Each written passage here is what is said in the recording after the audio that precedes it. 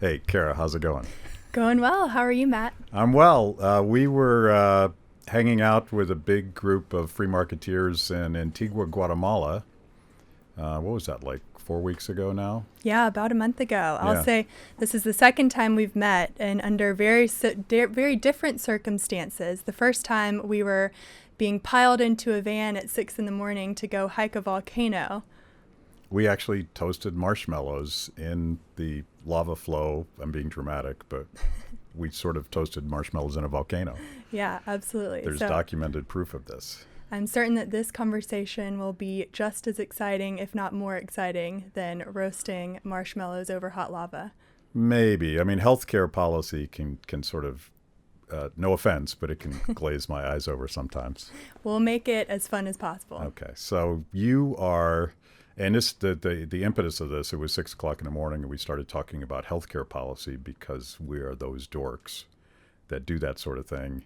And it dawned on me that we don't really talk as much about healthcare policy as we did. We spent the entire years from 2008 to 2016 obsessed with healthcare policy and Obamacare and all that stuff. And I was pretty involved in opposing that stuff. But suddenly, after Trump failed to repeal Obamacare, we just stopped talking about it.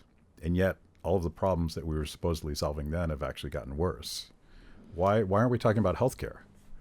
Right. Well, we're coming up on the 11th anniversary of Obamacare, which is kind of crazy to think about because up until 2017, like you mentioned, Republicans talked nonstop about repeal and replace.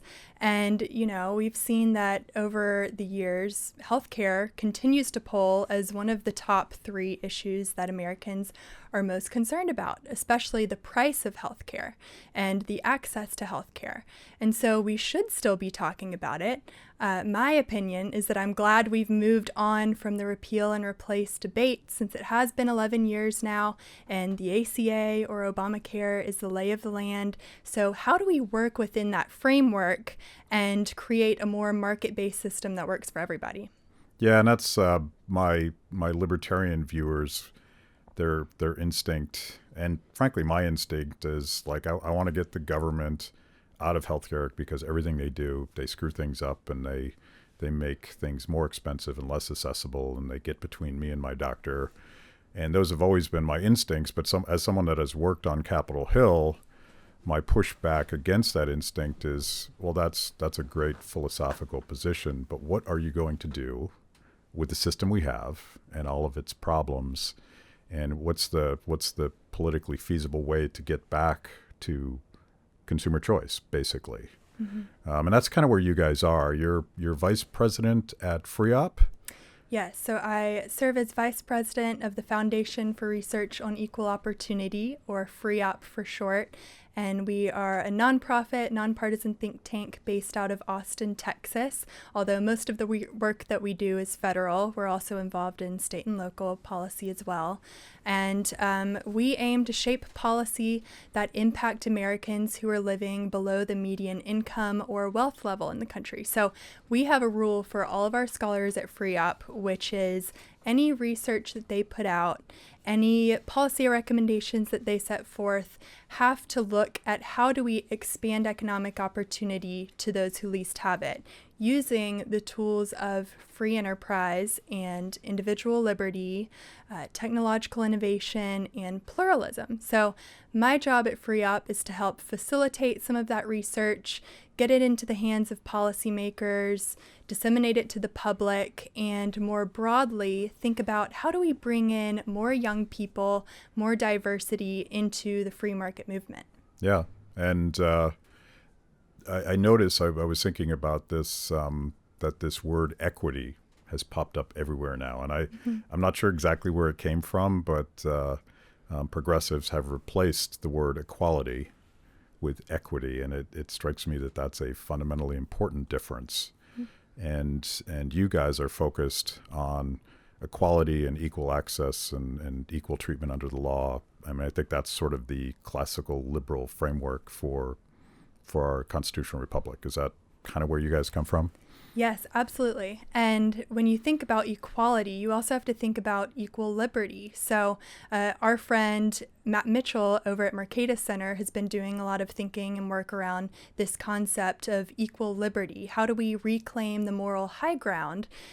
Because all of us would say, and especially the young people who I talk with, they're very concerned with social mobility. They want to make sure that every American, no matter their background, how much money their parents had, their religion, their sexuality, their gender, et cetera, has equal access to succeed in this country and has all of the opportunities as everyone else does. And so at FREOPP, we look at how do we look at equality under the law, but also equality of opportunity. So people who may be a little bit more behind, they didn't grow up in a two-parent household, how do we give them more access to equality in that way when you're looking at opportunities? And those solutions typically mean reducing barriers to entry, getting politics out of the way to solutions. It's sort of it's a hopeful thing, but here in Washington, D.C., everything is about politics. And it strikes me that the Biden administration is attempting to pick up where the Obama administration left off in terms of the Affordable Care Act.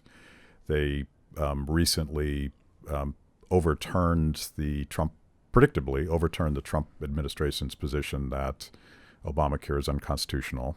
Mm-hmm. And the Supreme Court is going to revisit the question of the individual mandate. And so everything is up in the air 11 years later. And the Biden administration seems to want to sort of continue the Biden administration wants to continue the Obama administration strategy to basically expand populations under a government insurance program, from the bottom up with CHIPS and from the top down with Medicare. And I guess Biden wants to add a so-called public option, which essentially makes it impossible for private insurance to compete. Mm-hmm. So where are we with Obamacare? We were promised lower prices and broader coverage. They have covered more people. They've covered more people, but if you look at where that coverage comes from, the vast majority of it is Medicaid expansion.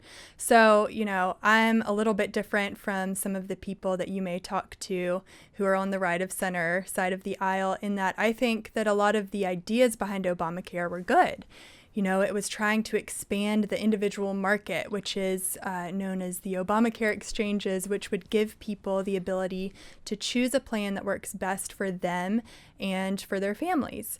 And right now, we've seen that the individual market has not taken off. And in a lot of ways, Obamacare has really hindered the individual market by dictating what a plan should look like. For example, men and women who are past childbearing age have to pay for pregnancy care. Well, that seems like it might be a good idea because we're trying to share the risk, but in actuality, what it does is drives up cost for everybody else in the market. And so it prices young people like me who are healthy out of the market. Another thing that Obamacare did was it said that old people cannot pay more than 3 times as young people pay for insurance. But that doesn't work either, because young people don't have nearly as many costly chronic conditions. They don't consume as much health care. And so old people, they have more money saved up and they should be paying more for insurance. So it so dictated what the private insurers on the Obamacare marketplace could provide people that it priced people out of the market. And we've seen that the real coverage gains have been through Medicaid expansion, which is really a single payer, one-size-fits-all system where patients don't have any choice at all. Yeah, I looked up some of these numbers this morning, and I hadn't looked for a while, but personally, I can tell you that my health insurance costs over the last 4 years have gone up like 50%. Mm-hmm. It's insane. And if I do end up in the hospital, I will pay an extraordinarily amount more than I would have 5 or 6 years ago. So it ain't working for me. And I see globally that the global cost of healthcare in the United States has actually increased from the 10 years preceding Obamacare. So in terms of cost control, they've done nothing, and it's probably exactly what you're describing. We're mandating all of these benefits, and we're creating a one-size-fits-all solution to something that is not a one-size-fits-all problem. Right. And when we think about the cost that we pay, it's not just what you and I are paying out of our pockets. If you look at the U.S. versus other countries, the U.S. government actually pays more per capita for healthcare than any other industrialized nation in the world. And so when people say, oh, we can't afford Medicare for all, well, that's not necessarily true, because we're already paying more per person on the government's dime than any other country. But that's another conversation we can get into. Yeah. Like when I was doing healthcare on Capitol Hill, which was ancient times, I worked on the Hill during the so-called Republican Revolution of 1994. Don't tell me that you weren't born yet, because it'll make me sad. But I was 1 year old, yeah, 2 years old. Thank you for that. You guys think that's funny, huh? I was born. Yeah, I can remember 93. And we're having the same argument back then. And because the Clinton administration, Hillary Clinton, wanted to radically expand government control of healthcare. And I remember Republicans struggling to figure out what their response was. And they didn't have a market response. They knew they were against what Hillary Clinton wanted, primarily because grassroots Americans were against what Hillary Clinton wanted. But they didn't know what they were for. And I was like a healthcare staffer called on something called the Republican Leaders Healthcare Task Force. And I got to sort of watch Republicans try to figure out what they stood for. And they had no idea. And we would bring in like pro-market, pro-medical savings account guys to talk to them. And I'd watch staffers afterwards, after they were gone, just sort of make fun of them. And these staffers, I won't name names, but they all became like lobbyists for the hospital association and stuff like that. Mm-hmm. So there was never like a pro-market alternative even back then. And so I wasn't surprised when Republicans couldn't repeal and replace Obamacare, because it was never at all clear what they were actually trying to do. Mm-hmm. So how do you actually take some of FREOPP's ideas and inject them into this debate and actually get people to imagine a health insurance marketplace?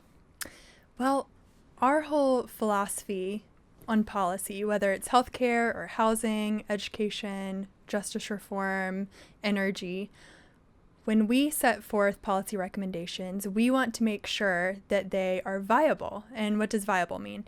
It means that they can reasonably get 60 votes in the Senate.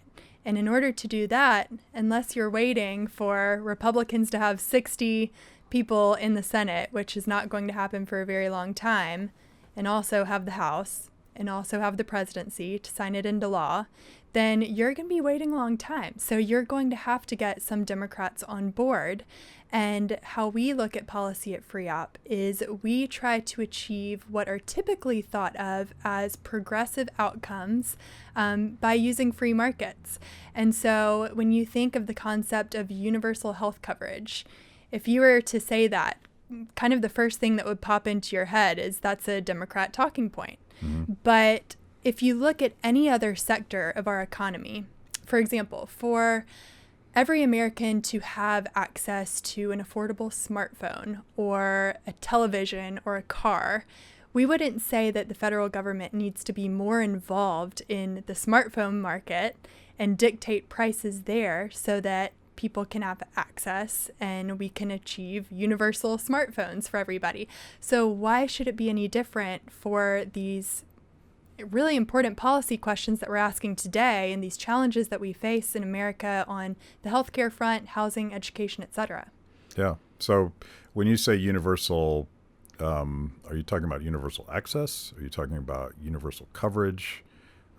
Because those are of course different things. Are we talking about health insurance or access to health care? How do you guys see that? Well, I would say it's universal access to coverage, but if you make a lot of the changes that we're talking about, it makes insurance more appetizing to buy because it's cheaper, you get more benefits, you get more choice in what kind of doctors you see, in what kind of benefits your plan includes. And so when people have access to affordable coverage that suits their individual needs and the needs for their family, then they're more likely to take that coverage up. And so hopefully, in the end goal, we can get to universal coverage, period. So remind me of the history of this. I believe the Republicans rolled back the tax part of the individual mandate. Mm-hmm. And so now if you don't have coverage, you don't have to pay a tax fine. Is that right? That's correct. Okay. So what they did in the Tax Cut Act of 2018, I believe it was, is they zeroed out the individual mandate. They didn't nix it and get rid of it completely, but they said if you don't have health insurance, then you are not going to be fined by the federal government to make that choice. But since that was done, it can be put back into law. Since it was just zeroed out, any Congress in the future can say, oh, we want to hike that back up and say you have to pay $7,000 a year. I assume they did that through budget reconciliation or something, so they couldn't repeal it because that would have been not a legal thing under that. Mm-hmm. Same debate today. They're in order to pass things with 50+1, they're somewhat limited on what they can do. But so do you guys support the individual mandate? I don't think that we would support an individual mandate. If you have a system that works for everybody, mm-hmm. there's not going to be a need for an individual mandate to force people to buy that insurance. Because your vision for insurance, I assume, doesn't include mandated benefits. So it does not. I don't have to buy pregnancy health care, which I don't need that much. But more importantly, young people don't have to buy these big Cadillac plans because they absolutely don't need them. Is that part of universal access? Yes, okay. Exactly. And another part of that conversation is right now, in America, 115 million people are already in a single-payer form of healthcare, whether it's traditional fee-for-service Medicare, or it's the Medicaid program or CHIP program, or people who have employer-sponsored insurance. That's 160 million Americans. Most of them only have one or two choices from their employer, and they have to take up whatever coverage their employer offers them. And so really, when you're talking about choice, we don't have a free market system in the U.S. when it comes to healthcare. How do we expand patient choice so that we are choosing plans that work for us? And at FREOPP, one of the things that we propose is building upon what the Trump administration started with the health reimbursement arrangements. So this was the HRA rule that they worked on in 2019, which allows employers to give their employees a set amount of money, and they can go on the individual market and choose a plan that works for them versus the employer dictating what kind of coverage they get. Because right now, you don't have to pay any taxes on your healthcare benefits if you get them through an employer, which means that the employer is going to try and take advantage of that as much as they can and offer the most comprehensive benefits when, again, someone like me who's younger, more healthy, doesn't need all of those bells and whistles on the Cadillac plan, I would much rather be given a pot of money into a savings account that I can go and purchase a more bare bones plan and then pocket the rest of that money and have that go toward my wages. Was that, I missed all this, and this is why we're talking about healthcare, but was that an administrative change that allowed for them to do that? That's a regulatory change as opposed to a legislative change. It was a regulatory change, which means that it can be changed in the future, but we have been working with members of Congress in both the House and the Senate on a bill called the Fair Care Act, which codifies this HRA rule into legislative language, so it will be much harder to reverse in the future. It seems like no matter how you slice it, you have some people in Congress, primarily populating the Democratic Party, that are looking to expand Medicare for all and basically making the system more one size fits all, versus those that want to sort of cut out the middleman, whether it's your employer or whoever it is that's sort of dictating your choices and forcing you to buy things you don't need. Is that change simple? And what I'm trying to ask is, do we need a big healthcare overhaul to get to patient choice, or is there a simple sort of opt-out thing that is less scary to people who are so tired of people monkeying with their access to healthcare? Do we have to do a big thing? Do we have to get 60 votes for a big thing? I don't know the answer to this, but I've always been looking for those like easy things that are really based on individual choice that sort of let people opt out. Yeah. Well, I think the problem is that a lot of conservatives latch on to policy ideas that are good policy ideas, but they think of them as kind of the panacea for how to solve healthcare. So, for example, price transparency is one of those. The Trump administration and also the Senate Help Committee did a lot of great things in the past several years on increasing the transparency around healthcare services and the prices that patients pay for them.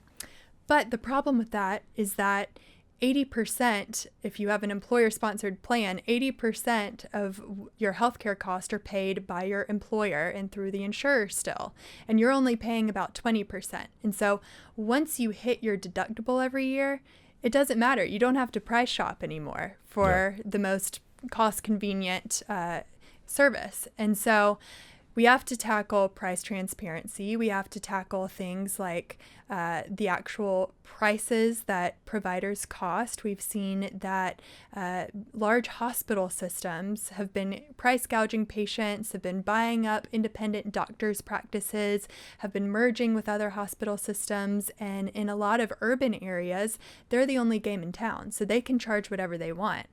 You have to tackle prescription drug cost, the government monopoly system with the patents. They really restrict innovation.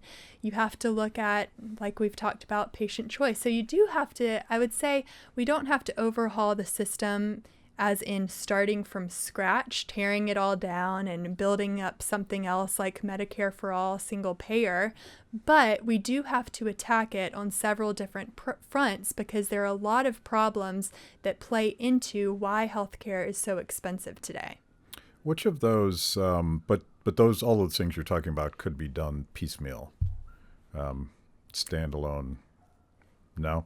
The problem there is that there's such outsized lobbying power in the U.S., which, you know, in some ways is a good thing because it's our First Amendment right to be able to lobby the government. But these special interest groups, the pharmaceutical companies, the large hospital systems, they have such great power in Washington, on Capitol Hill, that it's really hard to do things piecemeal. And so that's why we take the approach of doing more of a wide-ranging reform where it's in one bill. So, you know, the hospitals may not like that you are taking measures to bring down their prices, but they are going to like that they're going to get more consumers and more patients because you're making healthcare cheaper for everyone to purchase. So they'll have more people to serve. And so you kind of have to play the levers in that way, which is why we have found it's easier both to do large-ranging reform, and it's also, interestingly, easier to work with members who don't sit on committees of jurisdiction over healthcare, right? Because they get hit over and over by the lobbyist. If you're on Ways and Means or if you're on Energy and Commerce, you're listening to what the pharma guy puts in your ear day in and day out, and you are going to be less amenable to some of these arguments. Yeah, and that's like, I call it the health insurance industrial complex or something like that. And it's the hospital association, it's the pharmaceutical companies, it's the insurance companies. And those were the same interests that had the ears of Republicans back in 1992, 93, 94. But that's a pretty big lobby, right? So what's the what's the countervailing political force that would actually allow us to get this done? You have to think of what the alternative is. And this is the biggest argument, I think, against Medicare for all, besides the moral argument of Medicare for all would be single payer and you have no patient choice in what your plan is. But the other biggest argument is that the lobby power is so large that if you think you're going to reduce healthcare prices by instating a single payer system, those hospital systems are not going to take the prices that the government sets, because Medicare right now, they pay 1/3 and sometimes even less than what commercial private insurers pay them. And so they have, when you're talking about Medicaid as well, a lot of doctors don't take Medicaid patients because and Medicaid's of that. even lower reimbursement than Medicare, right? Exactly. Yeah. And something else that I should note is that Bernie Sanders, when he says that he wants Medicare for all, 40% of seniors who are in the Medicare program are actually in a separate program called Medicare Advantage, which is where they get to choose among a variety of private plans. It's very different from the traditional fee-for-service government-run Medicare. And that's growing year after year. And I think in 10 years or so, the majority of seniors on Medicare are actually going to have private insurance. And so when Bernie Sanders says that he wants this for everybody, he actually wants to take away Medicare as it is for 40% of the people who get that benefit. So I want to get into that because you guys are big on Medicare Advantage, and I want to understand that better. But just so people understand, the drivers for healthcare costs are Medicaid, Medicare, veterans healthcare. I guess CHIPS would be the four primary ones. And then also the tax break for employer-sponsored coverage, which is one of the, if not the biggest tax break in the tax code. The net effect, at least for those healthcare programs, is to drive up the sort of cross subsidy for, like, if you have private insurance, or God help you if you just walk into the system without insurance, you pay some extraordinarily high price that has nothing to do with the market price, because the cross subsidies, if a hospital is only getting 20% from Medicaid, 30% from Medicare, they have to shift costs somewhere else. Yeah. So that's the government system is already the primary driver of higher healthcare costs. Absolutely. And how we do it right now is that we subsidize all of the wrong people. And so people like Warren Buffett or Mitt Romney or Hillary Clinton, who have three very millions, bad people, if not hundreds of millions or billions of dollars, they all have government subsidized health insurance, whether it's through Medicare or the federal employee health benefit program.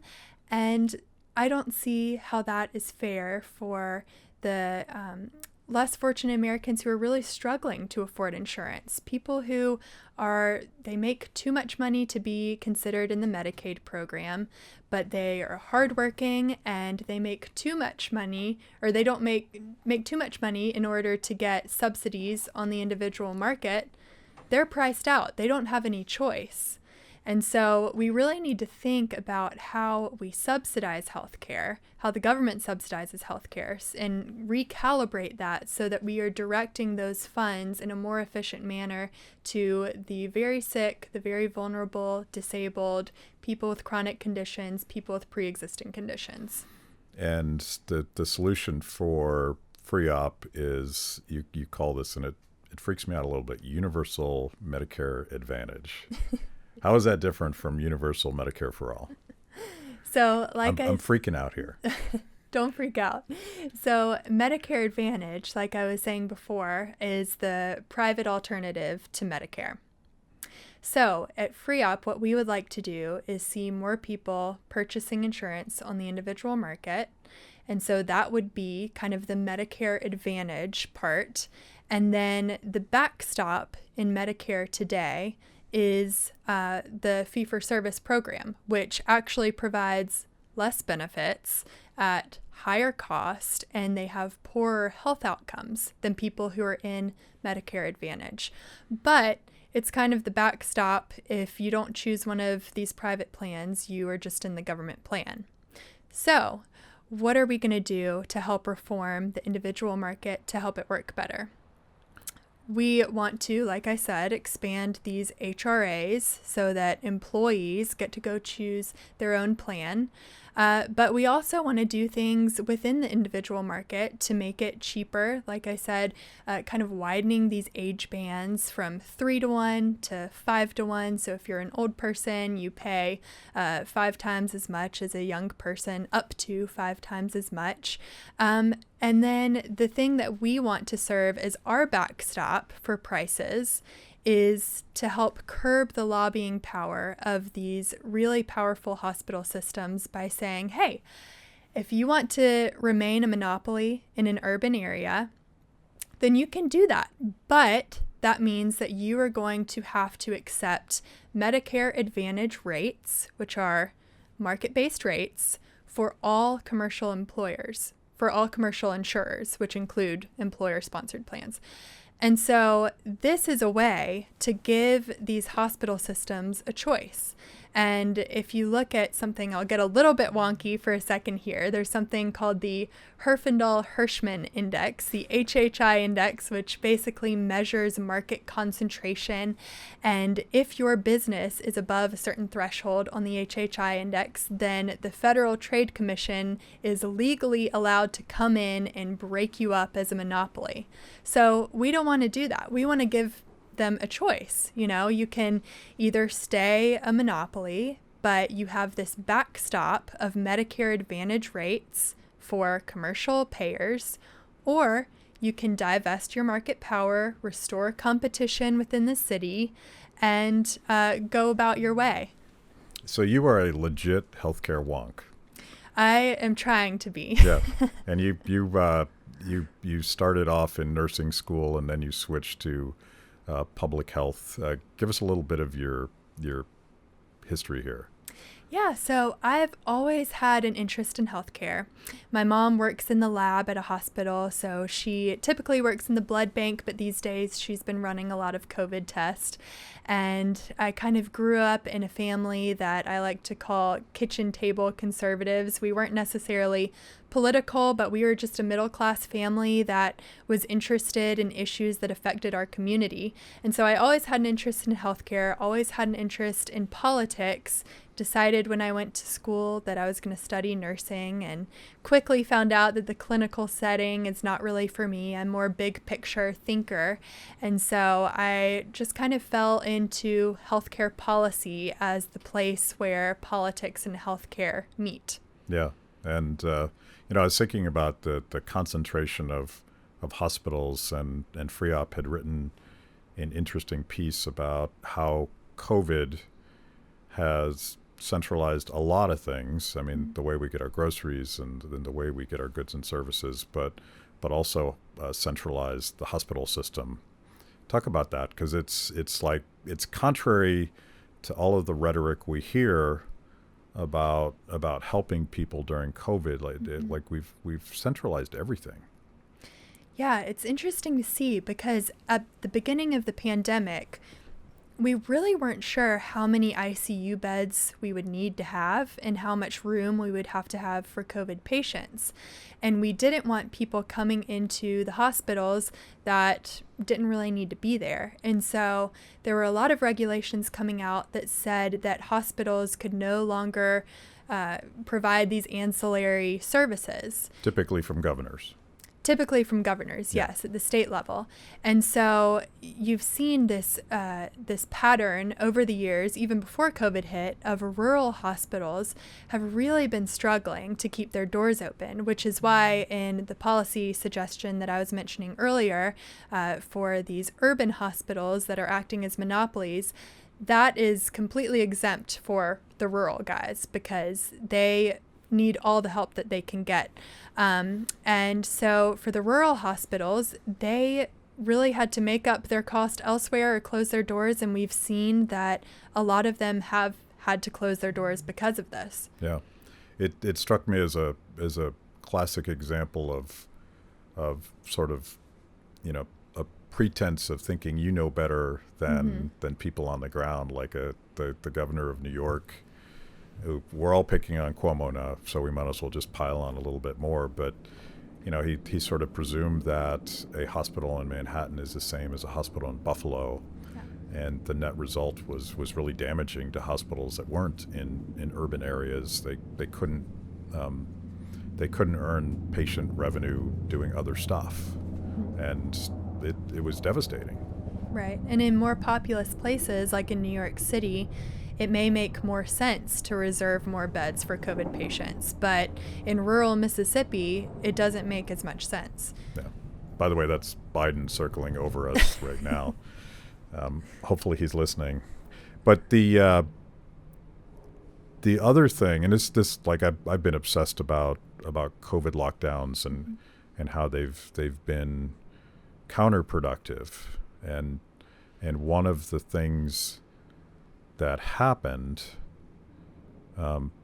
is the sort of corruption of the healthcare system, and one was sort of bankrupting hospitals, but the other was people with other ailments, say heart disease, number 1 killer in the world, cancer, number 2 killer in the world.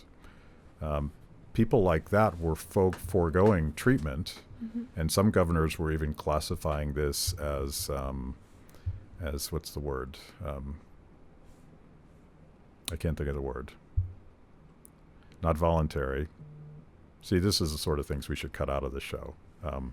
Discretionary. What's the word in healthcare for discretionary treatment?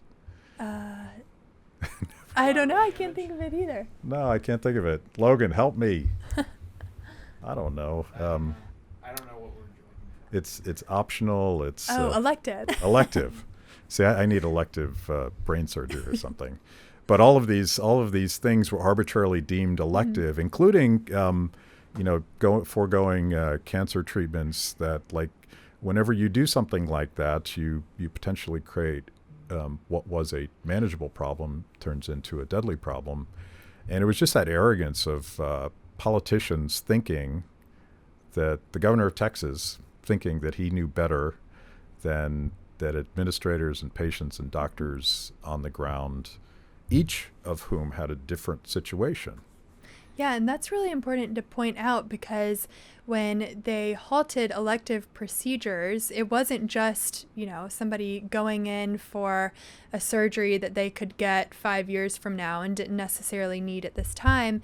It was the things that you mentioned, like cancer screenings, mammograms. People were scared witless to go to the hospital for these things that they really needed. We saw a lot of flu shots were down. And so when you shut down the economy, you don't just shut down businesses and retail. Actually, the healthcare sector, a lot of that economy was shut down as well. And we won't see the opportunity cost of that until several years later. The impact of those foregone screenings will actually have on people's health. Yeah. And I suppose it's going to be hard to measure the unseen costs of all that, but it's something that I worry a lot about. So let's talk about FREOPP a little bit more, because I like the framing, and at Free the People, we like to think a lot about, I call them trans-partisan opportunities, where you have Thomas Massie and Tulsi Gabbard agreeing to work on something, even though they supposedly come from very, very different perspectives on the political spectrum. And there's a little bit of that at FREOPP. How do you guys choose the issues that you work on? Well, I really love that word trans-partisan, because it's very different from bipartisan. In Washington, you live here and you live and breathe this stuff. You know that bipartisan often means just splitting the difference between politicians and large corporations.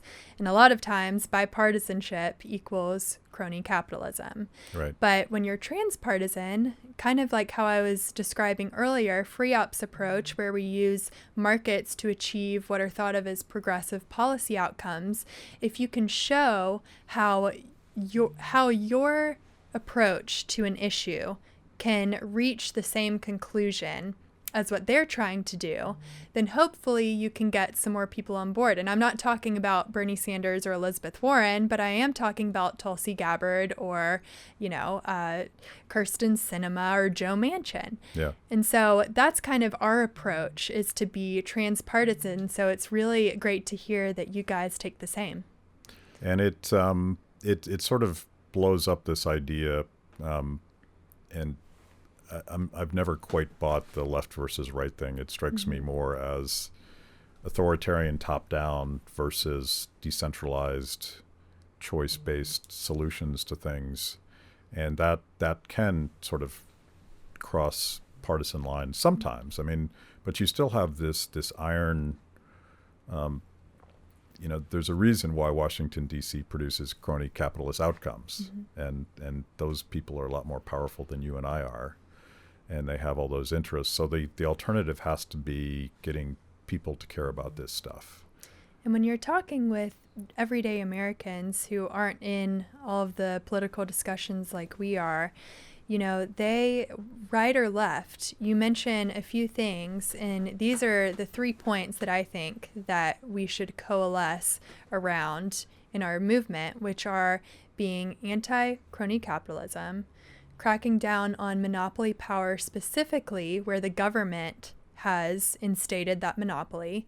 And then the third, which is a little bit different from what we're talking about today, is the whole cancel culture. I talk with a lot of young people, and they are not really on board with the entire cancel culture. They believe in redemption and forgiveness, and certainly want to hold people accountable and don't want to say things that are not politically correct just to do so.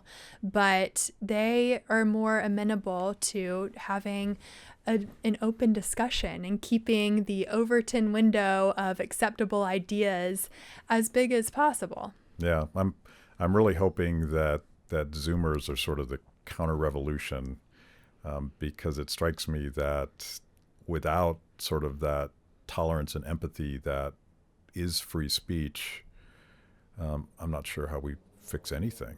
Yeah, absolutely. People are just afraid to speak. Right. And when you look at the other side as your enemy versus somebody who you want to work together and convince, then, that's just not a good game plan for getting people on board with your ideas anyways.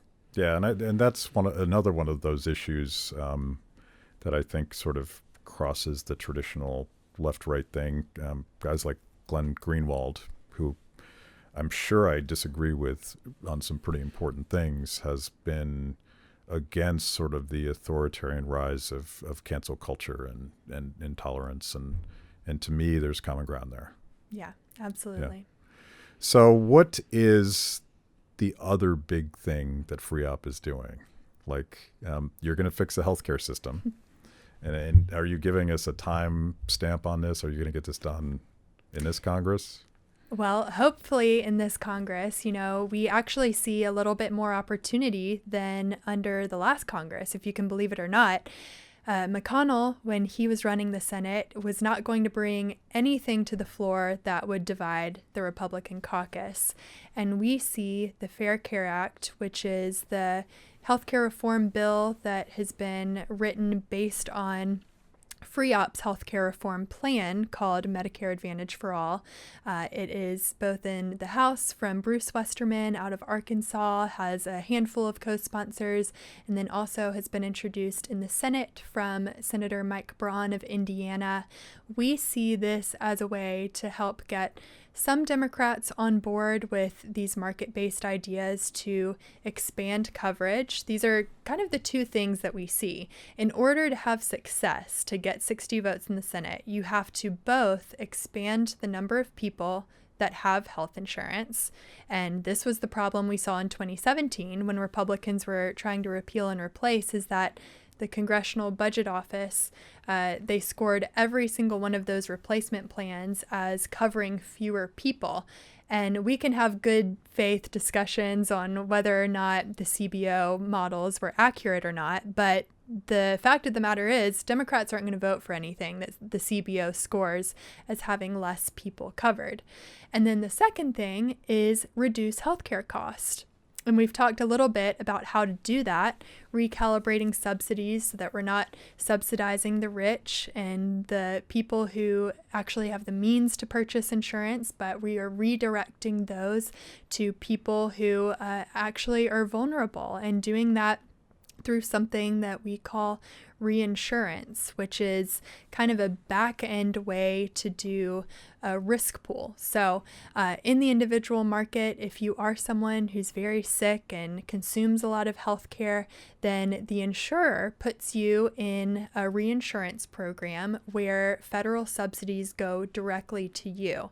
And some conservatives are really uncomfortable with this idea because they don't want to put more government control, put more money towards healthcare. But in order to actually bring down the cost of care, we sometimes have to put more money towards the people who need it most so that we can subsidize everyone else less on the whole. And so looking at the Fair Care Act, that is what we are hoping for 2021, and hoping to get more co-sponsors on those bills once they are reintroduced in the new Congress. As far as what else FREOPP is doing, we have been taking a hard look at COVID lockdowns and kind of the impact that they have had, not only on the economy. Speaking of subsidizing the rich. Exactly. Yeah. Exactly. It's the people who have full-time jobs who can work at home from their sofa who aren't hurting right now. It's the people who have blue-collar jobs who need to be out in the workforce, and they are the ones that are most impacted by these lockdowns. So we are looking in the future to put together, in the very near future, to put together lessons learned. What would we do differently if a new pandemic hit us in the next several years? I've talked a lot about this, and I read a piece by your founder, Avik Roy, looking at, as best you can, looking at mortality data, excess mortality from country to country based on various paradigms, from no lockdowns. I don't think anybody ever had no lockdowns, but like to a light touch to a very heavy touch. And his conclusion was that there's no correlation between lockdowns and improved health. Like, it's all over the place based on 1,000 different factors. But the one thing we know about lockdowns, you mentioned this, but this is a pet peeve of mine. You and I and people that work at a computer or in front of a camera or remotely, we're the haves in the lockdown economy. And we can afford to have someone else bring our groceries, and we can afford to wait this thing out. But for most people, their job depends on doing stuff, actually, with their hands. And this sort of have-not thing where the people that scold me for being anti-lockdown, they're hiding in their house, and some poor bastard has to bring them their groceries every time they hit that button. I'm like, what about that guy? Mm-hmm. Like, it's not a fair system, and it's a ridiculous system, just from an equal treatment kind of perspective. But it now looks like we did all this collateral damage to no health end. Like, we didn't help. We made things worse. Yeah, and it's really interesting. I am finishing up a master's degree in public health, and so it has been curious to see what I learned before the pandemic on how to tackle mass casualty events like a supervirus versus the same professors, what they taught me before, doing a complete 180. And I think the reason is because we knew that coronaviruses, the common cold is a coronavirus. We knew that they affect people who are immunocompromised and the elderly. And for young people especially, and for children, it's much, much less risk, almost no risk at all. And so we learned that in the event of a supervirus, you need to protect those who are most vulnerable. And we learned that lockdowns don't work as a blanket statement for the entire population. And this was the standard 2 years ago, 3 years ago? It was. But then when COVID hit the U.S. shores, the federal government pulled out these old playbooks from the 1918 flu And a flu is very different. A flu is going to affect the elderly, but it's also going to affect the really young. And over the course of your lifetime, it actually, it's just more spread out. It's more of an equal opportunity virus, if you will, than a coronavirus is. And so we pulled out these old playbooks that we should have known would not work for a coronavirus. And as my professors in my master's program in public health taught us, they wouldn't have worked. But as soon as the government and the CDC recommended these things and were pushing lockdowns and recommending them to governors and to cities, we saw that begin to be the norm. And we very quickly learned more about the SARS-CoV-2 virus and who it affects, and we didn't change course in time. We knew by May, the lockdown started in March of last year, almost a year ago. We knew by May who it affected the most, and yet still the U.S. has one of the most stringent lockdowns in the world, except for maybe Australia and New Zealand right now. And it doesn't make any sense to me. So I had a guest on my show, Ivor Cummins, who is essentially a health statistician. He's not an epidemiologist, but his argument, and I'll mischaracterize it slightly, but there's this whole industry, NGOs, government agencies, pharmaceutical companies that are making a killing with this big overwrought one-size-fits-all response. So it's kind of the COVID industrial complex. There's an industrial complex for everything on my show, but it's how politics screws everything up, because what we needed was a decentralized local response, and instead we had this one-size-fits-all response. And it strikes me that the reason your professors changed their tune so quickly is it probably their opinions on these subjects probably affect their ability to get research dollars. Absolutely. Which is all government now. Yeah. And that's a pretty corrupt system. It's kind of anti-science at its core, that a political opinion would define what healthcare researchers are thinking so that they can get more research dollars to continue to not challenge the status quo.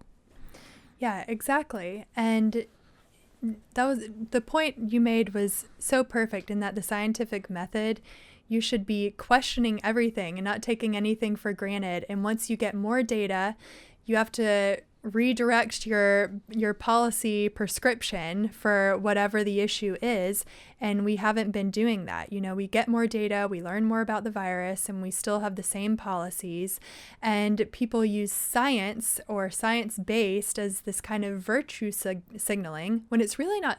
It's not following the science at all. And I saw that you had somebody on a few weeks ago to talk about school reopenings. That is the perfect example of where we have not followed the science. Schools should have been open since last fall, once we knew who this virus affected the most, and yet we still see that schools are closed.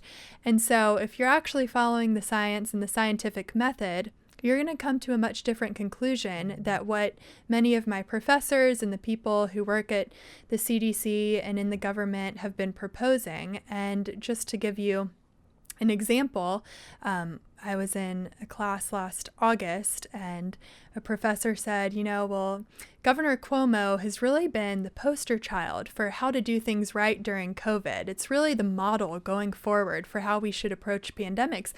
And I can't keep my mouth shut, of course. And so I said, by what metric? They've had more deaths per capita. You've had stricter lockdowns. By what metric has the state of New York done better than somewhere like Florida, who has actually followed the science? And Governor Ron DeSantis has actually done very well down there in letting counties like Miami-Dade, which is much more populous, to have stricter lockdowns if they want to, but for everyone else to go about their business, shut down bars and large gatherings, and promote things that we know work, like hand washing, like social distancing when you can voluntarily, like wearing masks, which I know is kind of a touchy subject, but that works as well. And it's worked a lot better for people like Ron DeSantis down in Florida than how Governor Cuomo has handled the COVID situation in New York State. I guess I think Senator Rand Paul gave Dr. Fauci an opportunity to walk back a similar statement where he said that Governor Cuomo was the gold standard. I don't know why we're suddenly, we, as in the press, has turned on Governor Cuomo, sort of exposing another obvious mistake that he made when he forced nursing homes to take sick patients, and that's been a real driver in the death rate in New York. But at least finally we're acknowledging that was a mistake. I don't know if we'll acknowledge that the broader premise of lockdowns, which is give the governor all the power and they know better. I don't know if we'll learn from that, but that's your guys' job at FREOPP. How do we find more of you and FREOPP, and where can people go? You can find us at FREOPP.org, FREOPP.org, and we are at FREOPP on all social media handles. And you can find me at Cara Lynn Jones, that's Lynne with an E. And hope that you'll check out more of what we are writing on the healthcare front. My colleague Ovik Roy is leading this project on lessons learned from COVID. But like I mentioned, we have scholars who look at a various number of cost of living issues, including K through 12 education, higher ed, financial services, justice reform, which you guys do a lot of great work on at Free the People. And so we are really trying to make this economy work for all Americans and hope to bring more people into the free market fold. Thank you. Thank you, Matt. That was amazing. Where can I get more content just like that? It's a great question. You're clearly a discerning consumer of the best content. Make sure to like the video, subscribe, and click the bell. And if you're consuming podcasts, go to Apple, Stitcher, anywhere you get them. I'm in. Kibbe on Liberty, honest conversations with interesting people.